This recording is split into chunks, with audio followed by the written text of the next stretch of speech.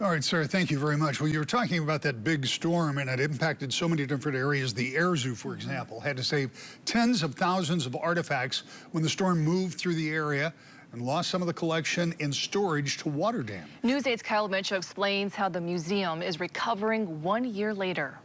The room houses about 80,000 artifacts. The museum was able to save almost everything except for a few hundred items that were mostly paper. We just said, hey, we've got to just get as much as we can out of this row 11 and 10 and 12 and 13. It's hard to fully grasp the amount of work it has taken to get this storage area open again after storms ripped holes in the roof. It's kind of like right above your head right there is where the first hole opened up, and then it just kind of spread. Troy Thrash, the president and CEO of the Air Zoo, was taking shelter in the basement of the museum when the storm moved through. Everything looked great in the museum itself, but then coming up here and in our education classrooms and see the water flooding, immediately there was obviously great concern over all of these artifacts that you see here. Staff rushed back to the museum to help clear out the archives, trying to save as much as possible. But you can see how warped they've become. Most of what was permanently lost was made of paper, like flight logs, manuals, and photographs. The paper is already really brittle,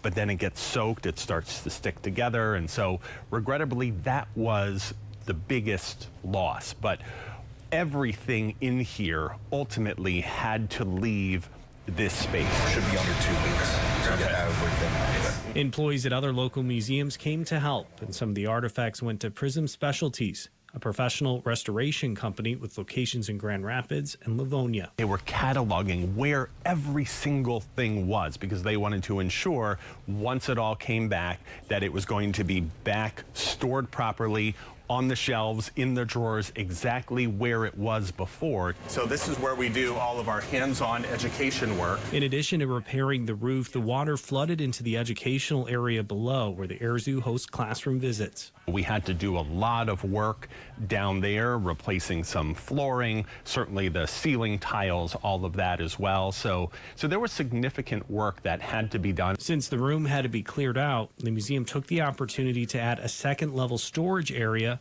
making space for future additions to the collection. We still remain very targeted in terms of the stories, the artifacts that we want to collect, but now we have those opportunities. That's one of the big ones right there. As difficult as the damage has been, the Air Zoo's grateful some of its most prized possessions were unscathed. I honestly didn't imagine a day like this where I could come back in and everything really does look the same, but yet even better. In Portage, Kyle Mitchell, News 8.